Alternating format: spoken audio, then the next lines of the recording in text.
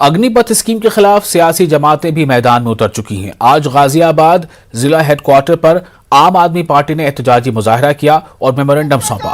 आम आदमी पार्टी के कारकुनों ने मोदी हुकूमत पर इल्जाम लगाया कि वो नौजवानों के मुस्तकबिल के साथ खिलवाड़ कर रही हैं।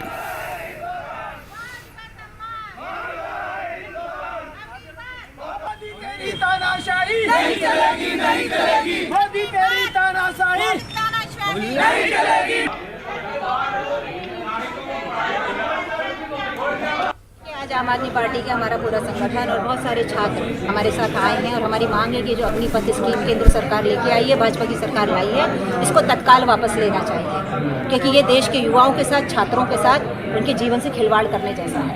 एक छात्र जो कि 7-8 साल तैयारी करता है, उसका एक सपना होता है कि उसको फौज में नौकरी करनी है, आजीवन देश की सेवा करनी है, एक सैनिक के तौर पे वो अपने आप को देखता है। लेकिन दुखद ये है कि इन्होंने इसको भी संविदा की कॉन्ट्रैक्ट की नौकरी बना दिया है। कहा है 4 साल के लिए आइए, 4 साल आप नौकरी करिए, उसके बाद आपको निकाल देंगे, उसके बाद आप जानिए आपका काम जानिए। वन पेंशन, वन रैंक की बात करके जो सरकार सत्ता में, जिन्होंने सरकार बनाई है, जिन्होंने युवाओं से वोट लिया है, आज सबसे बड़ा छलावा उन्हीं युवाओं के साथ ये सरकार करती है।